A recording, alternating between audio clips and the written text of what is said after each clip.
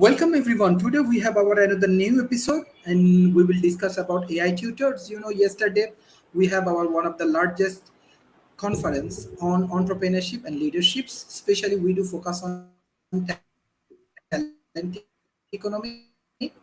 In my special presentations, I do focus on AI tutors, how AI tutor can solve Bangladesh problem, especially in the education industries. Southeast Asia heavily damaged by the COVID and this war.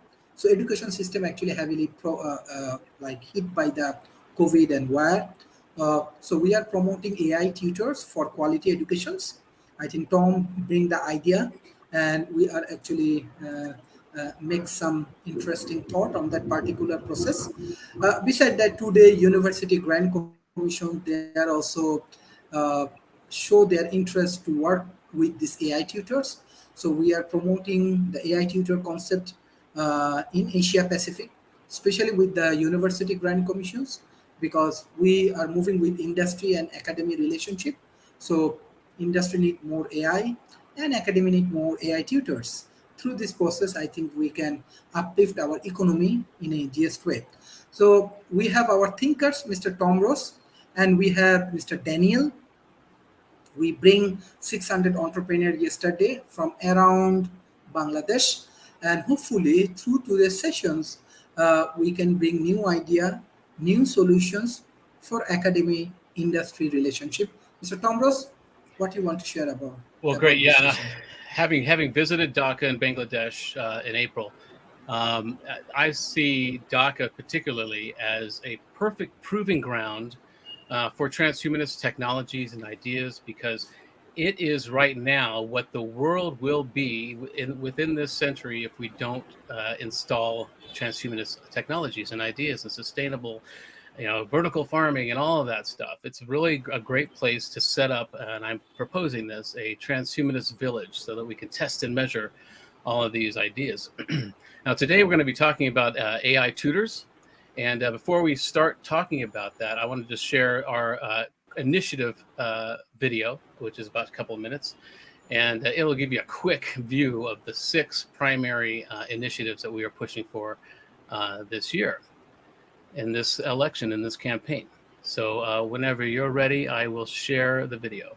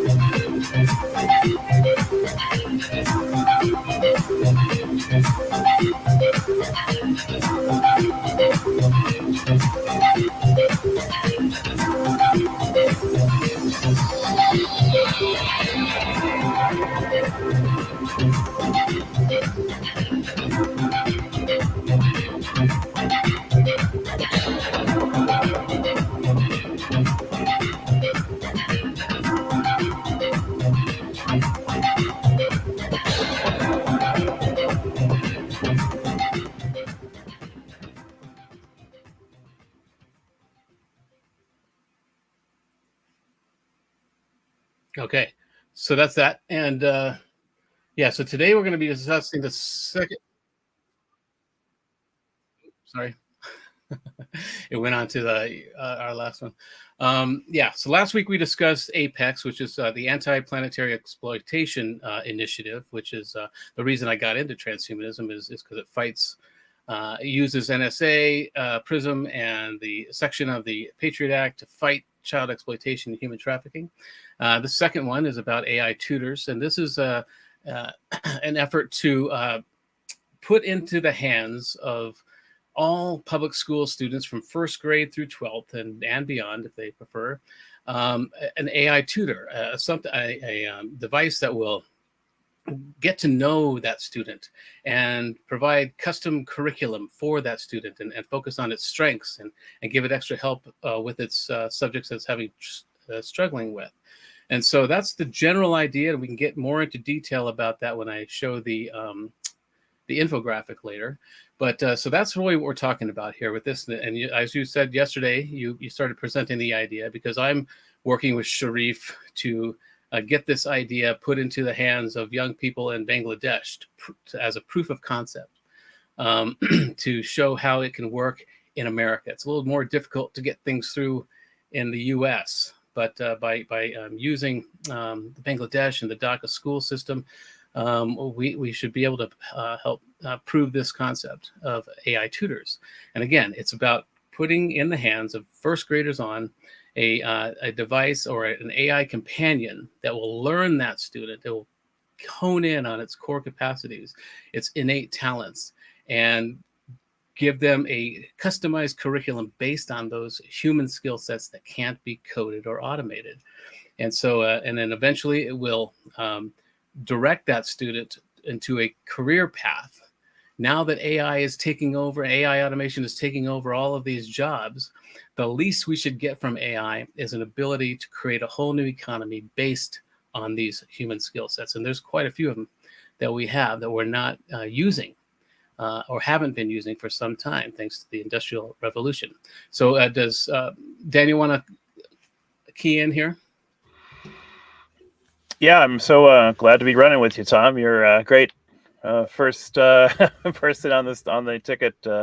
You've got all these great skills, great ideas to match, and yeah, I think the AI tutoring thing is a great initiative because we're going to need AI to teach us how not to be dislocated by AI, and who is going to know better than how to cope with some call it the economic singularity.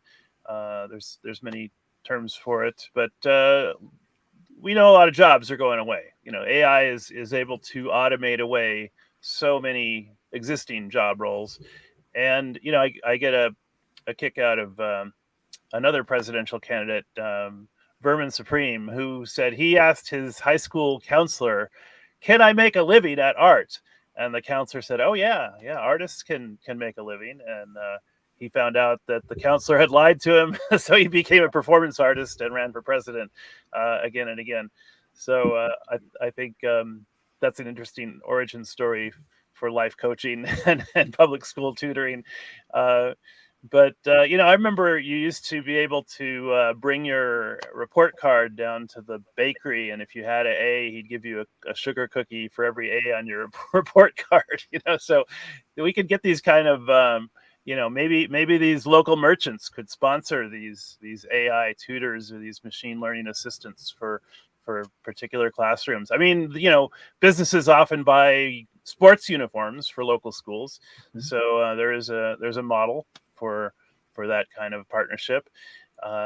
Even though we're running for a government position, I like to think we can do what we can with non-government functionality when possible, because some people think the government should be limited to constitutional kinds of roles, and the whole phenomenon with number 45 president was kind of a rebellion against this so-called deep state, these unelected bureaucrats that are giving us regulations that we never had any say on. So I think the American experiment is about making stakeholders and decision makers closer together, the old government of the people, by the people, for the people.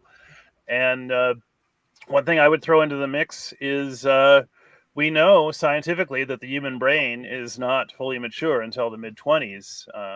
And we haven't really integrated this idea into our due process systems and our legal systems, our age of consent systems. I think a lot of the problems you see in society are with underage brains going off and doing underage things. So I think children in school should be taught, hey, you know what? Your brain is not fully developed. Give us some gentle guidance. I think the AI could also help with that, like saying, look, you're not as adulting as you are going to be. So take that into account with your life planning. But yeah, this goes in all kinds of directions, supporting and like you mentioned, Bangladesh, any country that's mostly young people, which is most of the developing world. I think like half their populations are 18 or under. These are transhumanist countries. These countries represent what the future is going to look like. So if we're not helping these developing countries with their young populations, we're not being the kind of good transhumanist advocates for the future that we could be. So great initiative, Tom. Looking forward to it. I think you can see why he's such a perfect running mate for me, Dan, because he really grounds all of my wild ideas into the community. He really brings it down to brass tacks, to where we can understand how to implement these things with our neighbors, and so it's a really great combination we have here going. Now, I haven't done quite the initiative about AI, commercial yet. I will, but this morning, my good friend and a campaign team member, Ada, sent me a video by Frank Zappa, and I think he really encapsulates a lot of the things we're starting to talk about here with the American educational system. So let me just play this, and you'll see what I mean. Big Frank Zappa fan here. Yeah. Schools train people to be ignorant with style. They give you the equipment that you need to be a functional ignoramus. American schools do not equip you to deal with things like logic. They don't give you the criteria by which to judge between good and bad in any medium or format. And they prepare you to be a usable victim for a military-industrial complex that needs manpower. As long as you're just smart enough to do a job and just dumb enough to swallow what they feed you, you're going to be all right. But if you go beyond that, you're going to have these grave doubts that give you stomach problems, headaches, make you want to go out and do something else. So I believe that schools mechanically and very specifically try and breed out any hint of creative thought in the kids that are coming up. So what's the alternative for the parent who would agree with you? Well, remember that the school isn't the only place that a child gets educated. If you realize that the schools are doing damage, and I believe this, I believe that schools do a lot of damage to kids, then you should do what you can at home to help give them something to counteract what's happening to them at school. You mean encourage creativity? Encourage them to read things other than what the school gives them. Encourage them to watch things on television other than cartoons, because I don't believe that television is all bad, and some things that are on are very useful. And give them some support. Let them feel that you as a parent want them to be smart, not just to be successful, not just to be a nice little person, that you want them to develop their thinking apparatus. Amen, brother. Most people have. Yeah. Let me stop sharing this screen. A little free advertising for Amazon there. Yeah, so that he is years ago was saying exactly what we're facing right now. And we know this. We know that the educational system was designed, I think it was Rockefeller was involved to make people just smart enough to do a job, to be slaves to this industrial complex. There's a lot of conspiracy theories, but that have been proven true about why our educational system was set up the way it is. We know that, we're all sitting in rows. We have one manager/teacher at the front of the class who is standardizing all of our education. And a lot of that education isn't correct. A lot of the history isn't correct. The maps weren't correct. That make America look larger than Africa. Well, we know that America can fit in the top of Africa. These types of things that have been going on to give us a sense of our superiority as Americans.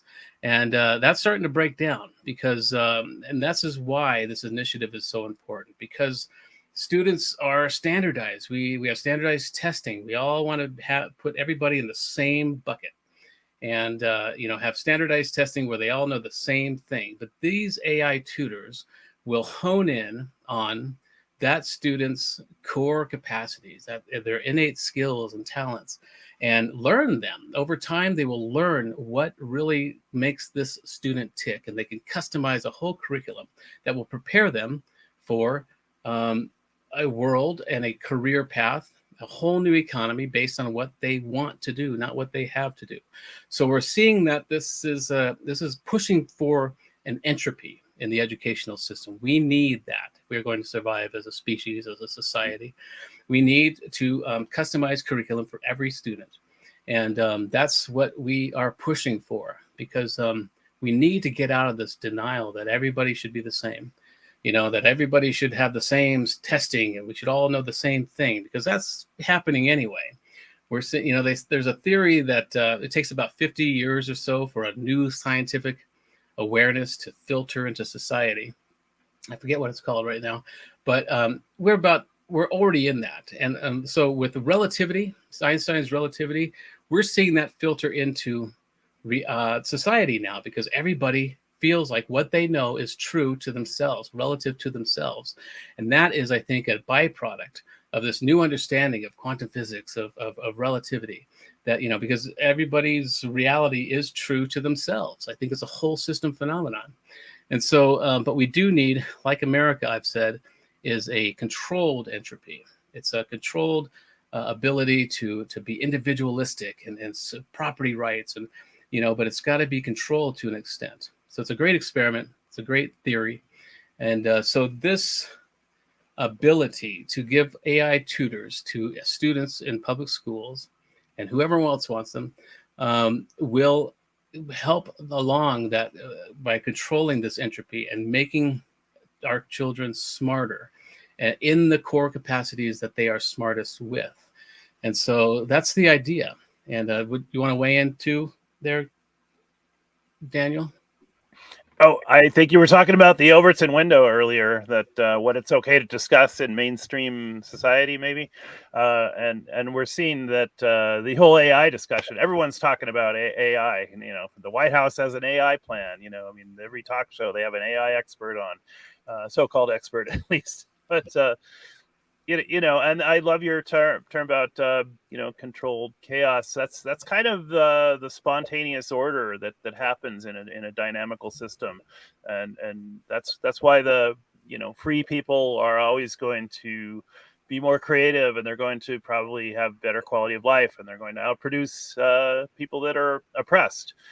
And, I don't want to go off on too big a tangent, but there are different kinds of oppression. There's overt oppression, and there's this kind of hidden oppression that you can have too. So sometimes the hidden oppression systems don't get called out and talked about enough. But yeah, I think one of the earliest classes that students don't get the benefit of is risk-benefit analysis class.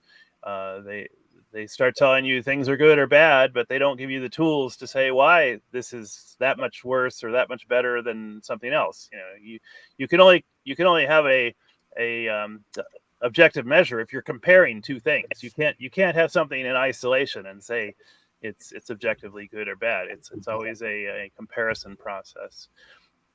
So education is a big thing in the news right now. We've got the affirmative action. Supreme Court striking down race as a way to determine college entrance. We've got the student loan aid has been withdrawn, by the Supreme Court as well. But there's going to be workarounds for this. I think we should have a human union where we preferentially buy things that are made by humans, and if we things that are made by machines, maybe you want to give that work to a human. And, just like we have labor unions, we're going to need like a human wide labor union where we boycott and procot But I'm getting off the education subject here, but No, it all plays in, because we want these AIs to prepare us for this new economy, based on the human skill sets that can't be coded or automated. That's the point. If they're going to be taking all these menial jobs, these menial tasks, and as you said before, 70% of the people hate their jobs, and that we should have I forget what you called it, but kind of a love premium. Love-based economy. Love-based economy, where people love their jobs and they're putting out work that they want to put out. And I think that's the trade-off. I see AI coming into the workforce as an opportunity. It's allowing us to really hone in on the skills that we lost during the industrial age. And that's what a big part of this initiative will do. It will hone in on each individual's innate skills and abilities. And sometimes those skills might be an AI shepherd. They may be a pathologist that can help an AI who gives a great diagnosis, but we should be training kids not just on these standard subjects, all those too. It's important to do that, but they should also be authentic and true historical, data. But we should also focus in on these children's intuition. Give them exercises that help them hone in on their qualia, the whole system. Like you could sit down, anybody can do this, and you could sit down, even if you've been with a company for just a year or even a few months, where the holes are, where the problems are in that system. And that's based on emails you've received, water cooler talk, all kinds of qualia that comes into you. And it's not necessarily intuition. It's just something that you absorb subconsciously. And so at some point, we should teach children to sit back and either meditate or get into some state where they know where the problems are. And a lot of these problems aren't expressed because people don't want to really offend anybody, right? There's kind of I know where the problem is, and it's this person, and he's being whatever. And so I don't really want to call him out. But there's got to be also an effort to make that okay, and especially if that person who is being the problem in the system has been challenged or educated with an AI tutor to know where his core capacity is. A lot of people who are gossipers or who mess with people, they are expressing kind of an innate inability, an unbalance in what they are doing versus what they want to do. I think that's a key to depression. It's like you get depressed because who you think you are isn't matching up with what you are doing. There's a lot of that going on. And so I think it'll take some time. We'll have a lacuna of time where this will adjust itself. But if we start now or soon with giving young kids these AI tutors that will hone in on their skills, we'll have a much better productive society, and one that uses the human skill sets like intuition and all of these Jedi powers that we have. It'll really bring that to the fore. And we will have a much healthier relationship with AI, but also a much healthier society in the end if we can stay this course. So I see another great use for AI in the classroom, and that's being kind of a mediator for what's called nonviolent communication. There's a pretty famous psychologist, Marshall Rosenberg, who developed this whole theory of nonviolent communication. He's no longer alive, but it's a way to make sure that everyone is heard. That and usually when you have a group, you have people that talk a lot and people that hardly say anything. But there's 4 components to nonviolent communication: observation, feelings, needs, and requests. And it's a whole topic. But I think AI could really be optimized to do this in a group of human settings. Yeah, that's the thing. I have a kind of broad understanding of what we can do, but I can imagine the types of curricula and the types of ideas that will come by pushing this forward. There's so many opportunities with this, not only just honing in on a student's capacities, but all these ideas like you're talking about. It'd be a great conflict resolution program. We would teach kids how to rationally think. That's a very transhumanist device. It's a really transhumanist idea because we are focused on rational discourse. And when it comes to politics, that's why, we don't talk about wedge issues or culture wars in our party, because it's just divisive and it's not productive. I have ideas on those things, and so do you. And if we're asked, we can answer them. But it's really about, we're a very transpartisan party, because I don't know who most of my fellow officers voted for in the last election. I don't want to know necessarily, because that might bring up my biases. But anyway, I've got a infographic here about this that we can share, and I'll read through. I know you're not supposed to read through slides, but this is what it says. It says, our education system needs to keep up with the needs of students. The old way of teaching, which was designed for factory work, doesn't work anymore. We need a new approach that values creativity, adaptability, and critical thinking. By using artificial intelligence, we can change education and give American students an AI tutor from first grade to help them learn better. This will help them reach their full potential and gain the skills they need for success in the 21st century and beyond. And here's the problem. Our current education system is not preparing students for the modern world. It treats all students the same and doesn't consider their individual strengths and talents. This holds them back from reaching their full potential. We need to change this old way of teaching and prepare students for a future that values innovation and creativity. And this also goes to the idea that, everybody has different cognitive styles. I would present things in three ways. I would do an upfront video to excite those who are right-brained and emotionally thought. I would do a slide show for those who like both visual, and then I would leave a leave behind for those who are very analytical and left-brained, who want to really read through the details of whatever I was presenting. So here's the solution: is to improve education and help American students, we suggest having AI tutors from first grade. These smart tutors will learn about each student's strengths and abilities. They will create a personalized curriculum that enhances their skills and talents. With the help of advanced AI technology, we can provide customized guidance and support to each student throughout their education. And I say beyond. I haven't added this yet, but this will help them create a career path that they can pursue once they get out of school or into college. The practical measures I'm proposing is that integration. The AI tutors will work alongside teachers in the classroom. Students can talk to them and get immediate feedback and guidance. And I think you mentioned this last week, I think, Daniel, about how these can be like life coaches. And I was saying that, yeah, these will be available to the students 24/7. They can bring them home. They can work with their parents. This is going to be something that they will develop a relationship with over time.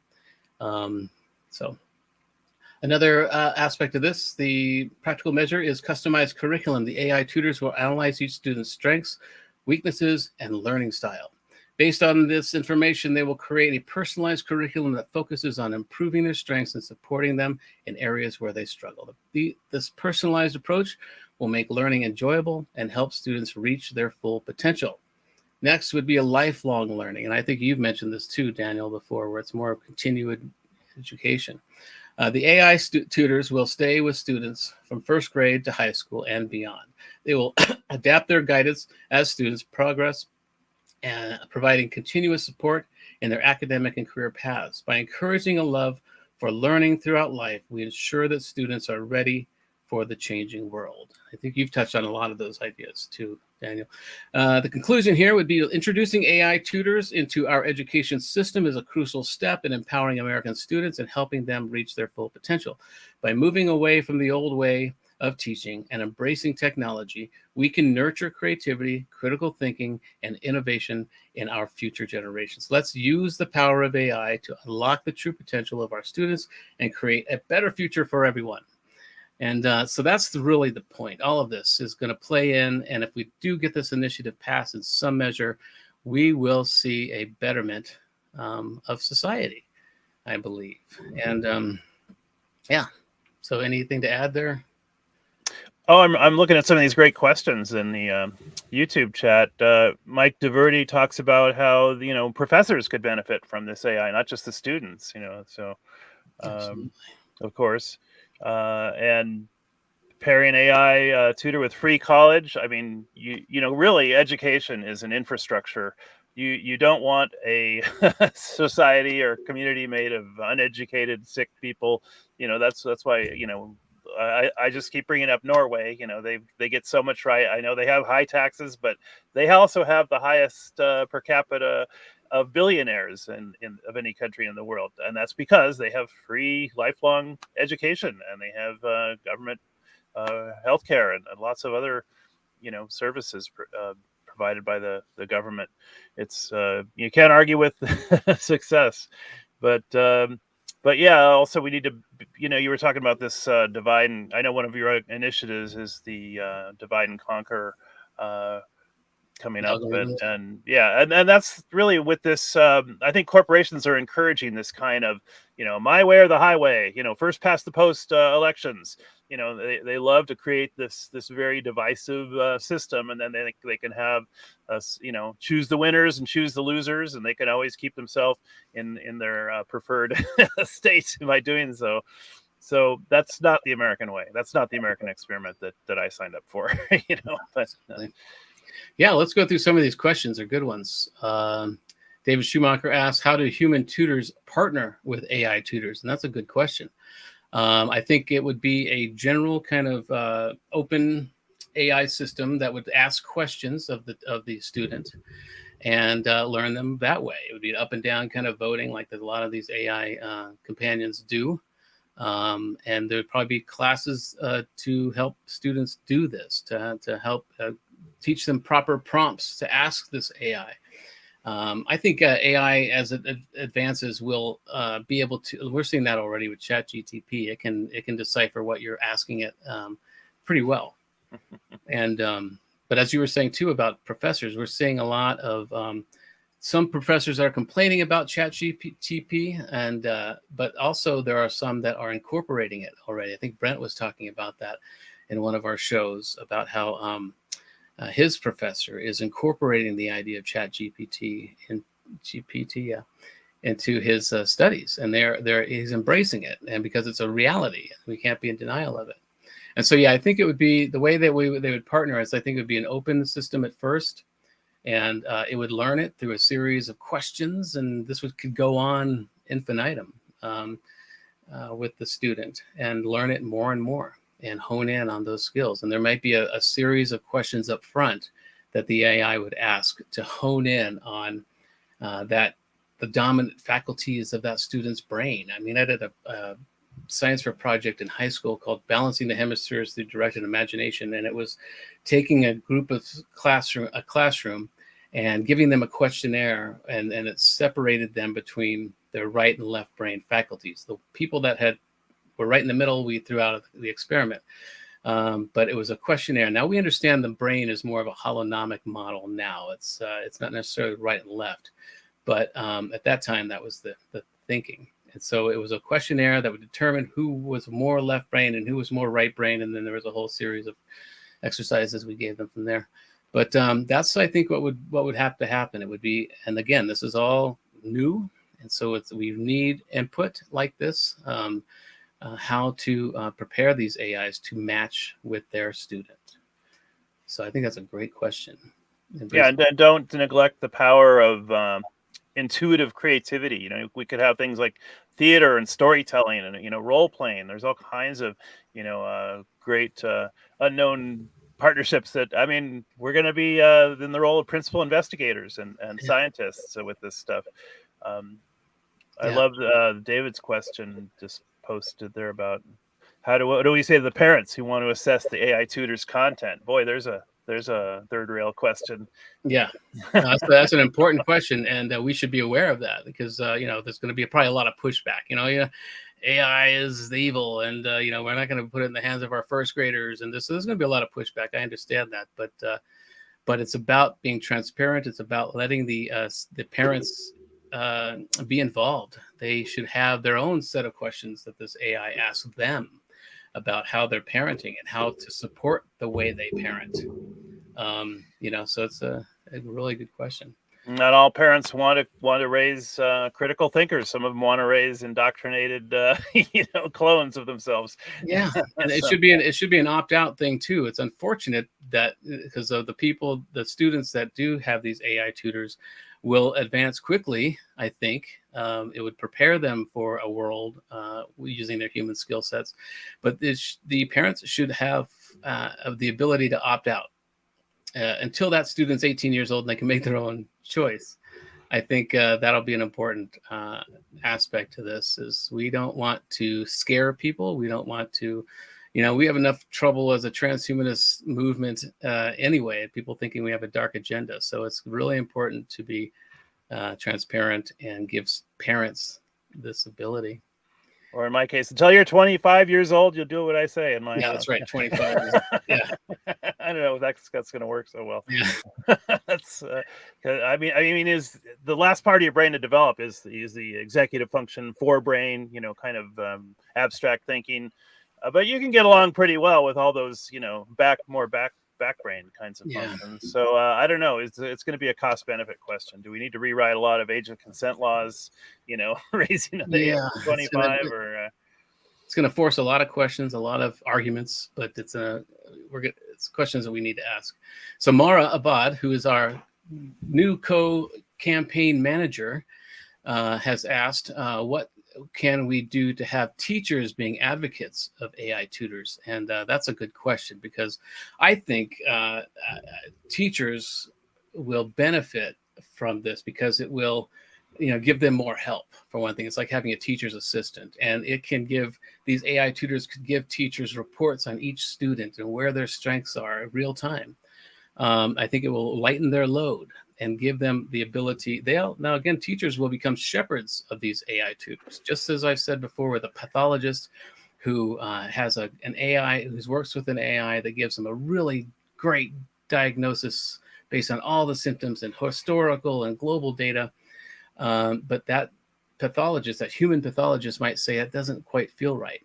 And, it doesn't quite feel right because of these supercomputers in our skulls that take in all this information, all this qualia, based on education, based on how they're looking at that patient. There's something that we have that we need to hone in on, our intuition, our ability to know that something just doesn't feel right. And so these teachers can maybe get a report from one of these AI tutors and it may not feel right, and they can incorporate that into it. And if they're really engaged with their students, that'll be a really good way to do it. A lot of them will just see the benefit of having the extra help, like a teacher's assistant with each student individually.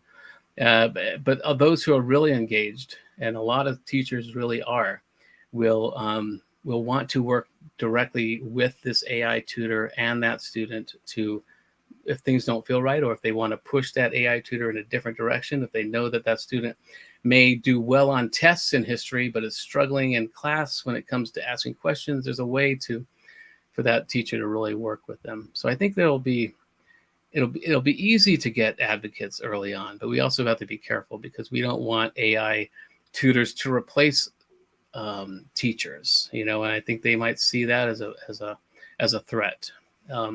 But we really need to really hone in on the idea that these teachers are shepherds of all of these students and these AI tutors, because there's a quality that humans have that can't be matched by an AI, and will never be matched because of the trillions of processes that we go through every nanosecond in our brains. So I think it's really important to make that point.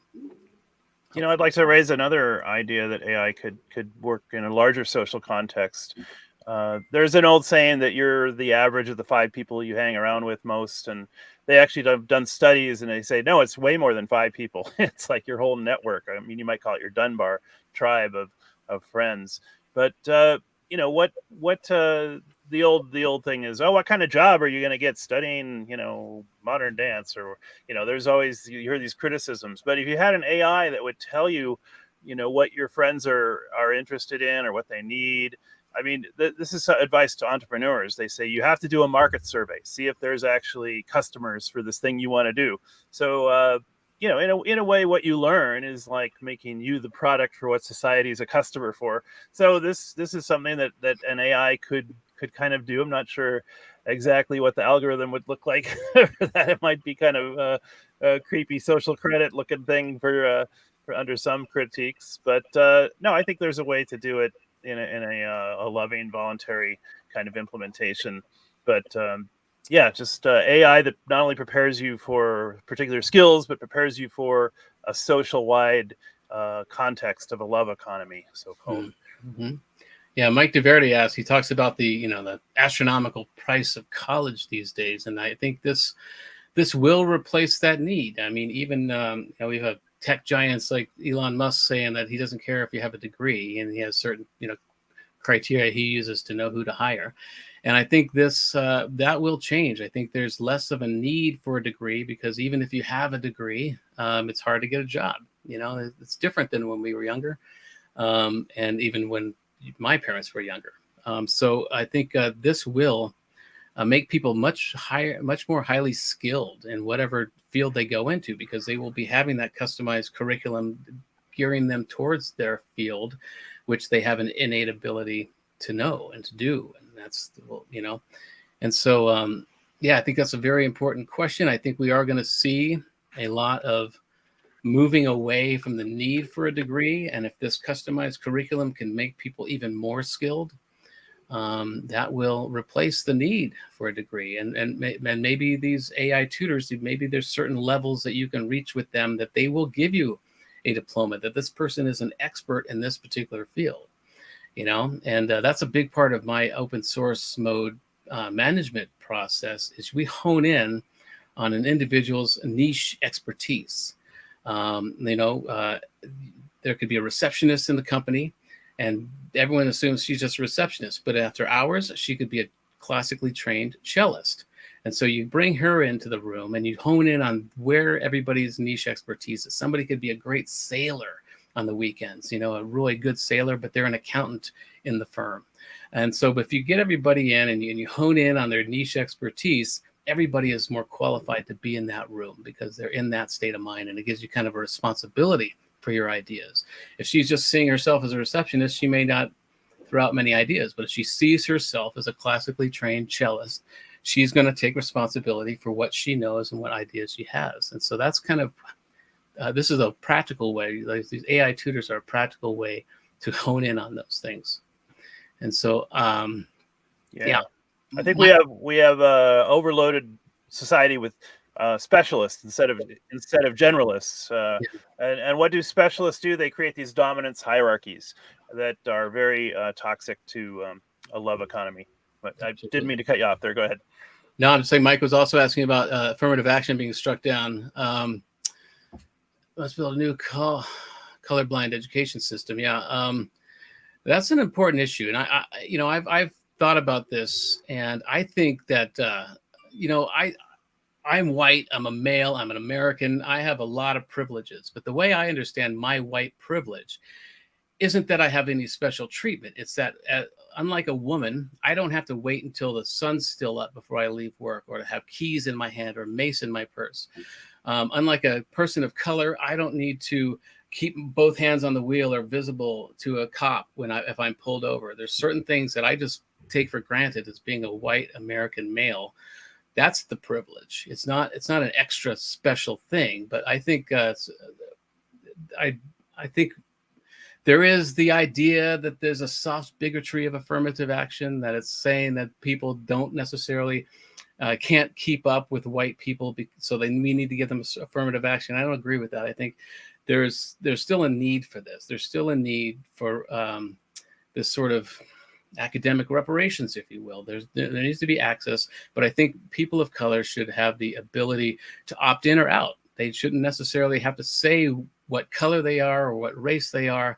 Race is a social construct anyway. We're all from the same mitochondrial Eve, so, but that's beside the point. So I think if there's an institution, they should still have the ability to give preferential treatment to people. I know this is going to be difficult now with this struck down, but I do think it's important for those who need it, but also for those who don't think it matters. And the sooner we get beyond it mattering, the better. but it's going to take a generation or two to really get beyond this. And I think it's a little too soon to take that away.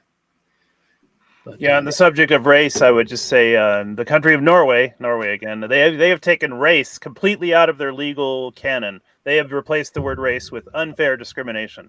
Yeah, which is really, I think, every legal canon should consider doing that. And if someone is a bigot, you're free to boycott the bigot. Or if you want to start a micronation of bigots, you could start a seastead of contract society. This is only bigots can live here. I think we have to be open to letting people form these intentional communities, and maybe actually these Supreme Court decisions are a step toward more diverse intentional communities. I don't know. It's a wait and see thing, but yeah. So some good comments in here. Yeah. David Schumacher says, beware binary thinking, the root of division. That's agreed. Resist the narrative of AI versus humans. That's a good point. And resist black and white thinking. It's not critical thinking. And that's kind of what, if you're not thoughtful, that's where you go to. It's easier to think in a binary way. And, that's how our brains have been designed, through fear. We have two primary efforts in our brain. It is to gather resources and identify threats. And we need to see AI as a resource, not so much as a threat anymore. And it's crazy that so many people are afraid of it. It makes you wonder why Hollywood or certain politicians and certain tech giants are trying to make us afraid of AI. It's the one tool that we have that can really help us solve many, if not most, of our existential threats. So it makes you wonder. But I think that's really what's because we are designed to identify threats first. So we're no longer on the top of the intellectual food chain. And so we see that as a threat. We need to get beyond that. Yeah, and I would be a great booster for the idea of reciprocal accountability. I mean, that's what science is based on. You've got peer review, people checking each other's facts, and really, we haven't rolled out this idea of reciprocal accountability in enough phases of human society and human activity. That's what I see a great opening for the transhumanist party and our policies to be doing that.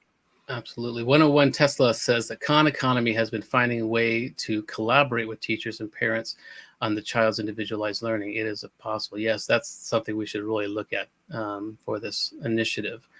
That's a way that we can learn how teachers are collaborating with these systems. If it's not just Khan Academy, it could be these AI tutors. That's a great idea. So yeah, all the pieces are there. It's just a matter of putting them together, losing the denial that we don't need these things, and pushing forward. And I've been cautioned to not be such a Norway booster because they do have a very monochrome, privileged society with all the oil wealth and the practically homogeneously white Northern European populations. So yeah, Norway is not the best example in the world for transhumanism, probably, but it is one example. And I should ask Sharif about this, but 101 Tesla says, it is my understanding that primary elementary education in Bangladesh is free, compulsory by constitution. Is that true? Sharif, do you know? We talked about this before. Yes, our public schools public school actually free, not 100% free for women. There are many areas actually free. Government has a lot of subsidy for higher education in Bangladesh. Yeah, a lot of subsidy. And there is another things, I think, with the lack of teachers, even lack of partners, parental support. ESP is rural area. Is Dr. Shoaib's opinion, how receptive would people of Bangladesh be to AI tutors, and how could they be best implemented? Number one, for AI implementations, we need good infrastructure. So I think India, Bangladesh, they have to improve a lot. Let's say I was in Asia Pacific, in Singapore and Malaysian region, they have very good infrastructure, but Bangladesh, India, Pakistan, they have to improve more. And the AI concept we share with our last conference. Yesterday we have a conference. All of the entrepreneurs joined. They heavily appreciate the idea. Even we have few American professors. they also appreciate the idea of AI tutors. But still, I think for implementing the idea, we need to develop better infrastructure. I think Tom can give some opinions because Tom visit Bangladesh. Yeah. Yeah, we talked about that. We're working on an initiative to present to the Prime Minister there. Like again, to test and measure this idea in schools, and so yeah, I think that's one thing we're going to try to do, and try to get AI tutors into the schools, maybe just some schools. I know that Sharif himself is the principal of a school and is really tied into that system, and so we will and again, by doing this, one of the ideas is offering this technology to American tech companies who will see the benefit, the profit potential, and it will create a business model to make these free for students. It could be advertising model, it could be different things. Ideally, there'll be less of that, but sometimes you have to go that route when you're testing something, and so. That's one idea, is to offer it to American companies who will see the potential, especially if it's a mandated operation from the Prime Minister. And so that's one way to go about this. Yeah. Yeah. So Okay. let's see. Norway, Italy, and their fear porn is profitable and proven method of manipulation, hence promoting AI fear is upon it. Yeah. I agree, David Schumacher, who says that fear porn is profitable and is a proven method of manipulation, hence promoting AI fear is abundant. And so that's kind of what's happening. Social media, Hollywood, they get a lot out of promoting the idea of making us afraid, because it increases, or angry. It increases engagement, and by increasing engagement, they can charge more for their advertising. So that's kind of where we're at. That's where we are, and as a society. Unfortunately, if it bleeds, it leads, and that has a lot to do with our brains of identifying threats. If we look at a car crash on the side of the road, although we don't want to, we kind of have to. That's because we might see it as a threat. We might, whatever is going on in our limbic system to identify a threat, that's what's happening, and that's what they are playing with in social media, in corporate media, and and this kind of is a good segue to next week's topic, which is called Digital Defense. It's an initiative called Digital Defense, and it's about having a moonshot-styled operation to, first of all, educate the American public that we are being bombarded by algorithms, either from authoritarian regimes outside the country and within, enemies, foreign and domestic. Social media companies that, again, are using algorithms to engage us and to make us angry, and sometimes they use AIs to write stories that will hone in on our biases and make us engage more. It's gotten out of hand, and we need to, first of all, educate and let people know that these divide and conquer algorithms are happening. And and they're very successful. Divide and conquer is on autopilot, and it's putting us in these bubbles. It's dividing us into a red bubble, a blue bubble, and in some cases an orange bubble. So it's really important that we have this next initiative. Is called Digital Defense. It's about defending our digital democracy. We need to first educate the American public this is happening. A lot of people already know this is happening, but we wake up and we look at, and whatever is on our scroll, and first thing we wake up is what we think about, and so we need a moonshot style effort to counteract these algorithms, whether it's defensive algorithms, whether it's just the educating people that this is happening. We need to turn the tide so that there's not a lot of money to be made by knowing that these companies and these authoritarian regimes overseas are launching these algorithms into us on purpose to divide us. And it's like the corporate and social media are vying for a civil war, because that's great for ratings and revenue, and it's unfortunate, but it's really kind of, they're playing into our limbic systems. They are playing into how what makes us angry or what makes us fearful, so that they can get more engagement and make more money. And so that's what this next week's initiative will be about. It's called Digital Defense, and I will share, look for it. I'll also share it on in advance on my Facebook page and on the USTP pages, so you can develop questions about this and how we expect to go about it. But again, this is an open source campaign. We're open to ideas. We're going to be discussing these initiatives over the next, well, now 4 more weeks, and these are living documents. We want them to be malleable and to make them perfect, so that by the time of the election, we have a very strong, formidable initiatives to present to the electorate. And so that's the point, and that's the point of all of this. And we're going to bring up new initiatives. I think I'm working on one with Dan now, which is bringing all of his community ideas into place, and that's going to be even more important than a lot of these other initiatives, because we're going to be seeing a lot of displacement, a lot of the economic singularity coming into play in the next year and a half, where a lot of people will be displaced. There's going to be a lot of threats of homelessness. We need to be prepared for this. Now, I don't like being negatively, predictively programming people, but we also need to be realistic. We need to be prepared for these things. So I think there's a lot of forces moving towards that way, where there's going to be a lot of people displaced out of jobs. And so we need to be prepared for that. And that's what this campaign is all about, is offering practical solutions for a lot of these potentialities. And so that's what we're going to be doing. And next week is about the defending our digital democracy. And so I'm looking forward to that one too. Mm-hmm. Thank you, Mr. Daniel. What's your concluding remarks for today? Getting a little bit of background noise from your mic. If we could get people to mute when they're not speaking, it really helps the production value. Thanks a lot. Okay. Yeah, I think governments are trying to control people with fear. I heard a statistic that 40% of the people have stopped watching mainstream news. Because why?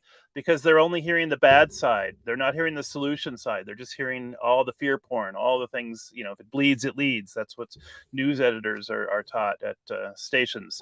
So yeah, that's why people burn out and they tune out and they go, look at some fun video on the internet. But I think, we're divided by not having a common language, not having a common economic unit, and not having freedom of movement. These are the 3 ways that the world is being kept in fear and in division. And I think we can have a unified, incremental, scalable plan to address all 3 of these. There's a very easy to learn language called Toki Ponu. You can learn it in a few days. It's got 300 words. This is a language that people could learn before they have to be in a refugee camp or some kind of situation where they're with people from all over the world. Ham radio, I've talked about it before. Here we go again. Amateur radio, worldwide hobby, 3 million people talking to each other across borders because they're using the airwaves, and they are off-grid. When the grid goes down, when there's a solar flare and the power's out, the cell phone towers don't work. Guess who's there? It's the amateur radio people. My call is KK6 VDR. I got the tested to the highest level of privileges, which is worldwide all bands, 1500 watts transmitter power. So I'm going to be making a big push for transhumanists to become hams and hams to become transhumanists. And if we get these things, these universal standards, they're not that hard to do. We already have an international postal union. You send a letter from one country to the other. We've worked that out without having to have a war. We have international aviation unions that work these things out. These are all things that can be worked out with evidence-based cooperation. And naturally, AI is going to be there and education is going to be there. So really proud of this being one of our top initiatives. And thanks again for the opportunity to come on and chat with everyone. Thank you. Mr. Tom Rose, what's your concluding remarks? Well, I think Daniel's right. There's a lot of hams in transhumanism. I think we'll find me in particular. But I think the main thing about this whole campaign is, again, it's open source. We want ideas. We want your ideas. We want you to help us fine tune these initiatives that we're presenting. And we want you to join the party. We want you to join this movement and understand that transhumanism doesn't have a dark agenda. We don't want to all be robots. I came into this movement because this party addresses my cause, which is to end human trafficking and child exploitation, and my interests in AI. And so that's how I came into it. There's as many people who identify as transhumanists as there are reasons to be a transhuman. And if you wear glasses, if you're watching this on a computer, you are by definition a transhuman. And so that's because we use our technology, and that's what makes us who we are. That's what got us to the top of this food chain on this planet, is our technology. Without technology like clothing or shelter, we naked apes would be extinct within a generation or less. And so we are our technology, and calling it transhumanism is just a framework around what we already are. And so understand that first and join our party. Go to transhumanistparty.org and find the free membership link, and because it's free. You can join for free, and because we need more people involved in this campaign, involved in this movement, and understanding what we are really trying to do. And that's what this campaign is trying to do. We're trying to offer practical solutions to people in a time that they will really need it. And we have a lot of ideas, a lot of ways to counter the AI displacement that's coming, the counter the economic singularity that's coming. And so we're going to be sharing these ideas and on this show and in the campaign as often as possible. And so please join our party or just check in with us online. And we appreciate it. And we need more ideas. We need your ideas. We need practical ideas. If you have a company or a product that will help somebody who has suddenly found themselves out of a job or found themselves homeless, let us know. We want to share that idea. We want, there's a lot of transhumanist organizations we work with that we're asking for these types of ideas, but whatever you do that can help a human being in a time of displacement, we want to hear about it. And so, so join us by going to transhumanistparty.org and join our party. Come to the party. That's all I got.